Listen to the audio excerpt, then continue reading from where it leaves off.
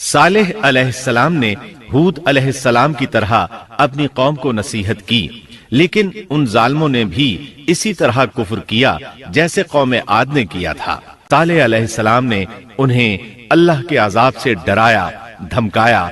اس پر وہ ظالم لوگ مقابلے پر اتر آئے، کہنے لگے اگر تو سچا ہے تو کوئی معجزہ لے آ، لیکن وہ معجزہ ہماری مرضی کے مطابق ہو، اس صورت میں ہم ضرور ایمان لے آئیں گے۔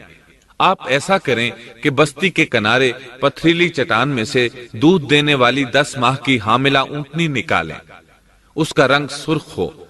صالح علیہ السلام سے یہ مطالبہ کر کے وہ سردار لوگ ایک طرف بیٹھ گئے اور مذاق اڑانے لگے۔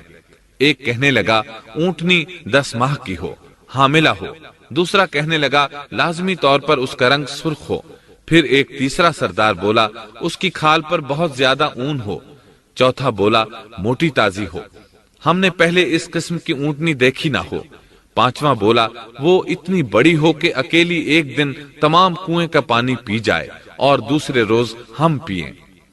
یہ لوگ اسی طرح مذاق اڑا رہے تھے کہ صالح علیہ السلام نے ان سے کہا اگر تمہاری مطلوبہ اونٹنی تمہیں مل جائے تو کیا تم ایمان لے آؤ گے؟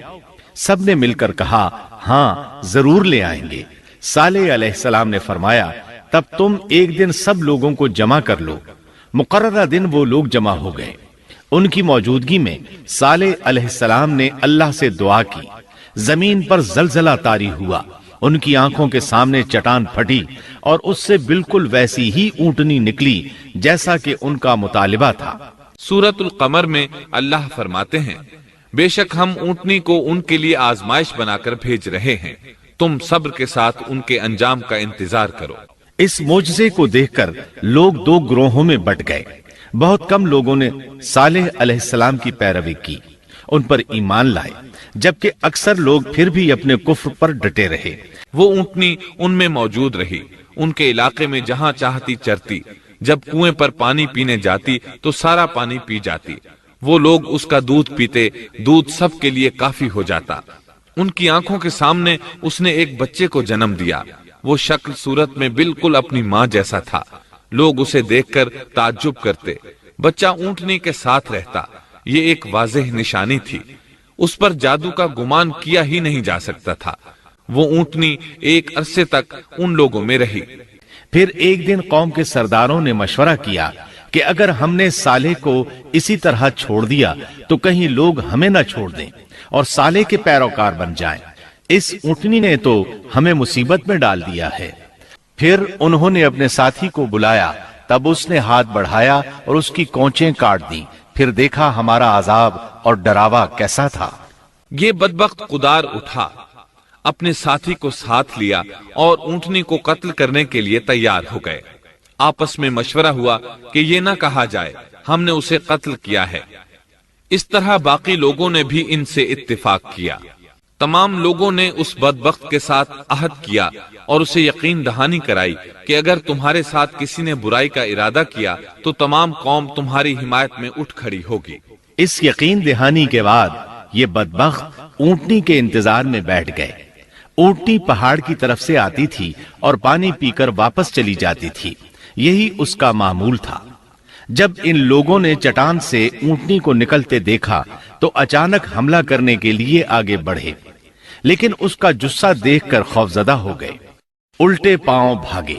بدبخت قدار نے اپنے ساتھیوں کی یہ حالت دیکھی تو ہنس پڑا اور آگے بڑھ کر اونٹنی کی ران میں تیر مارا، اس سے اونٹنی کی ران کی ہڈی ٹوٹ گئی اور وہ نیچے گر گئی۔ پھر اس ظالم نے اپنے ساتھیوں کو آواز دی اور آگے بڑھ کر اونٹنی کی کونچیں کاٹ دی۔ اونٹنی پر حملہ ہوتے ہی اس کا بچہ بھاگ نکلا تھا، وہ پہاڑ کی چوٹی پر چڑھ گیا، 3 مرتبہ بلبلایا۔ یہ بدبخت اس کے پیچھے بھاگے اور آخر اسے بھی قتل کر دیا۔ پھر تمام بستی والے جمع ہوئے، اونٹنی اور اس کے بچے کا گوشت تیار کیا اور مزے کے ساتھ اس کو کھایا۔ اس جرم میں ان سب نے شرکت کی، البتہ جو لوگ صالح علیہ السلام پر ایمان لے آئے تھے وہ الگ تھلگ رہے۔ صالح علیہ السلام کو جب یہ خبر ملی تو وہ گھبرائے ہوئے اونٹنی کے پاس پہنچے۔ اونٹنی بے جان پڑی تھی، اس کا بچہ بھی بے جان تھا، لوگ ان کے گرد جمع تھے اور ان کا گوشت کھا رہے تھے۔ اس وقت صالح علیہ السلام نے ان سے کہا۔ اس پر صالح نے کہا کہ اچھا تم 3 دن تک اپنے گھروں میں رہ سہ لو، یہ وعدہ جھوٹا نہیں ہے۔ مطلب یہ کہ تمہیں صرف 3 دن کی مہلت ہے، اس کے بعد تم سب کے سب ہلاک کیے جاؤ گے۔ وہ صالح علیہ السلام کی بات کو رد کرتے ہوئے انہیں دھمکیاں دینے لگے کہ جن عذابوں کا تو ہم سے وعدہ کر رہا ہے، اگر تو سچا ہے تو ان کو ہم پر نازل کر دے۔ اس کے بعد وہ جمع ہو کر مشورہ کرنے لگے کہ آج رات صالح کو بھی مار ڈالو۔ انہوں نے آپس میں بڑی بڑی قسمیں کھا کھا کر عہد کیا کہ رات ہی کو صالح اور اس کے گھر والوں پر چھاپا ماریں گے اور اس کے وارثوں سے صاف کہہ دیں گے کہ ہم اس کے اہل کی ہلاکت کے وقت موجود نہیں تھے اور ہم بالکل سچے ہیں۔ اب یہ لوگ صالح علیہ السلام کے گھر کی طرف چلے۔ صالح علیہ السلام کا گھر پہاڑ کی بلندی پر تھا۔ یہ فسادی لوگ ابھی اوپر چڑھ رہے تھے کہ زمین حرکت کرنے لگی۔ ایک چٹان اوپر سے لڑھکتی ہوئی آئی اور ان تمام کو پیس کر رکھ دیا۔ ان 9 فسادی لوگوں کی ہلاکت کے ساتھ ہی اللہ کے عذاب کی ابتدا ہو چکی تھی۔ چنانچہ صالح علیہ السلام نے اپنے ساتھیوں کے ساتھ اس بستی کو چھوڑ دیا، یعنی وہ ہجر کے علاقے سے نکل گئے۔ صبح ہوئی تو لوگوں نے ایک عجیب منظر دیکھا۔ قوم سمود کے تمام لوگوں کے چہرے زرد پڑ چکے تھے۔ وہ سب رونے لگے کیونکہ عذاب کے آثار شروع ہو چکے تھے۔ دوسرے دن تمام لوگوں کے چہرے آگ کی طرح سرخ ہو گئے اور تیسرے دن تمام کے چہرے سیاہ ہو چکے تھے۔ اپنی یہ حالت دیکھ کر سب لوگ رونے اور چیخ پکار کرنے لگے، اپنی قبریں کھودنے لگے۔ اب انہیں یقین ہو چکا تھا کہ عذاب کا وعدہ برحق تھا۔ اللہ تعالیٰ نے انہیں پہلی قوموں کی طرح ایک قسم کا عذاب نہیں دیا تھا، جیسے قوم نوح کو صرف طوفان کے ذریعے ہلاک کیا گیا، قوم عاد کو صرف طوفانی ہوا کے ذریعے ہلاک کیا گیا، لیکن قوم سمود کو اللہ تعالیٰ نے طرح طرح کے عذابوں سے دوچار کیا، اس لیے کہ انہوں نے اپنی مطلوبہ شرط پوری ہونے کے باوجود ایمان قبول نہیں کیا تھا۔ عذاب کی ابتدا زلزلے سے ہوئی، زمین حرکت کرنے لگی۔ اس کی وجہ سے وہ لوگ اپنے گھروں میں اوندھے کے اوندھے پڑے رہ گئے، ان میں اٹھنے کی طاقت تک نہ رہی۔ پھر آسمان میں سخت کڑاکا ہوا، اس کی ہولناک دہشت انگیز چنگھاڑ نے ان کے بھیجے پھاڑ کر رکھ دیے۔ ایک ہی لمحے میں ایک ساتھ وہ سب ڈھیر ہو گئے۔